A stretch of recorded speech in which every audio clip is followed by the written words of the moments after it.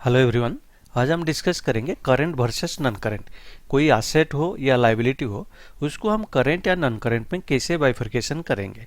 तो करंट या non current का जो बेसिस है बाइफरकेशन का, उसका है अगर हमारा जो एसेट हो या लायबिलिटी हो, उसको अगर हमारा नॉर्मल ऑपरेटिंग साइकिल में वो हमको पैसा मिलता है या हमको पेमेंट करना है, तो वो केस में ये करंट होगा। तो नॉर्मल ऑपरेटिंग साइकिल क्या है, सपोज कोई कंपनी कोई एसेट परचेज करता है प्रोसेसिंग के लिए, हमारा मटेरियल परचेज करते हैं तो उसको प्रोसेसिंग करते हैं, फिर प्रोडक्ट बनाते हैं, फिर उसको सेल करते हैं, फिर सेल करने से हमारा डेटर से पैसा आता है। ये जो टोटल जितना टाइम लगेगा ये हो गया एक ऑपरेटिंग साइकिल। अगर किसी का ऑपरेटिंग साइकिल पता नहीं है तो इसको 1 ईयर माना जाता है।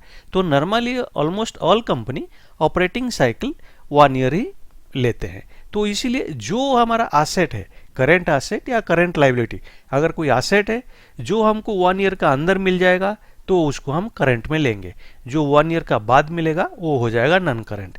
ऐसा ही कोई लायबिलिटी है जो हमको 1 साल का अंदर पेमेंट करना है तो हो गया हमारा करंट। अगर 1 साल का बाद पेमेंट करना है हो जाएगा हमारा नॉन करंट। सपोज हम एग्जांपल लेते हैं, नॉर्मल जो सन्डी डेटर सन्डी क्रेडिटर उसका हम एग्जांपल नहीं लेते। हम सपोज हमारा कोई टर्म लोन है हमारा 31 मार्च में, उसका हमारा बैलेंस हुआ, हमारा जो प्रिंसिपल रिपेमेंट जो करना है से 15 लाख है। तो अभी उसको करंट नॉन करंट में हम कैसे उसको हम बाइफरकेशन करेंगे, ये हमारा एक लायबिलिटी है। सपोज वो EMI हम पेमेंट करेंगे 2023-24 में 5 लाख, उसका बाद में हम और 3 साल भी 5-5 लाख पेमेंट करेंगे। तो 2023-24 में हम जो 5 लाख पेमेंट करेंगे उसमें प्रिंसिपल भी रहेगा, इंटरेस्ट रहेगा। सपोज हम अज्यूम करते हैं जो हम प्रिंसिपल 5 लाख जो EMI पेमेंट करते हैं उसमें प्रिंसिपल है 4 लाख, इंटरेस्ट है 1 लाख।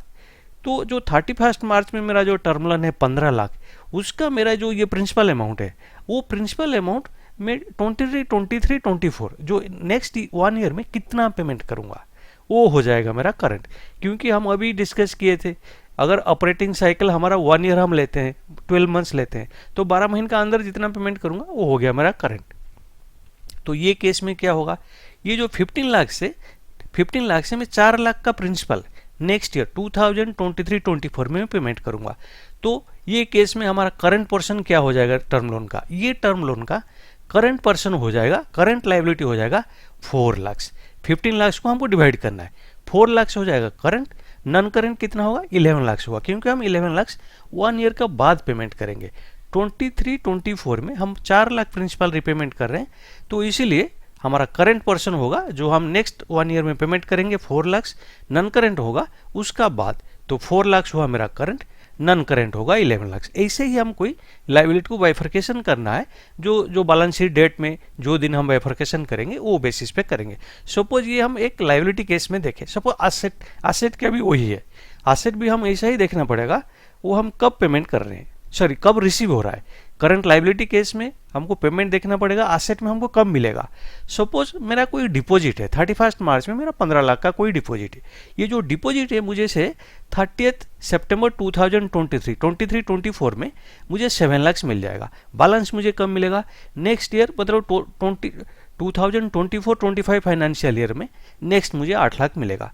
तो ये केस में मेरा क्या है, मेरा डिपॉजिट 15 लाख है 31 मार्च में, लेकिन मेरा नेक्स्ट ईयर कितना मेरे को मिलेगा 7 लाख मिलेगा। तो 23-24 में मुझे जितना मिलेगा 23-24 में मुझे 7 लाख मिलेगा, वो हो गया मेरा करंट। ये डिपॉजिट का भी मैं current portion non current portion में निकाल सकता हूँ। नेक्स्ट ईयर में मुझे जो मिल जाएगा वो हो गया मेरा करंट, जो 1 साल का बाद मुझे जो मिलेगा वो हो गया मेरा नॉन करंट। तो 31 मार्च में अगर मैं ये 15 लाख को मैं डिवाइड करूँ तो मेरा करंट पर्सन होगा 23-24 में मुझे जितना मिलेगा 7 लाख करंट, बैलेंस जो होगा वो हो जाएगा मेरा नॉन करंट। तो ऐसे ही current non current, current liability sorry कोई लायबिलिटी हो या एसेट हो, ऐसे ही बाइफरकेशन किया जाता है। अगर मेरा वीडियो आपको पसंद आया, वीडियो को लाइक कीजिए, शेयर कीजिए और मेरा चैनल को सब्सक्राइब कीजिए। Thank you.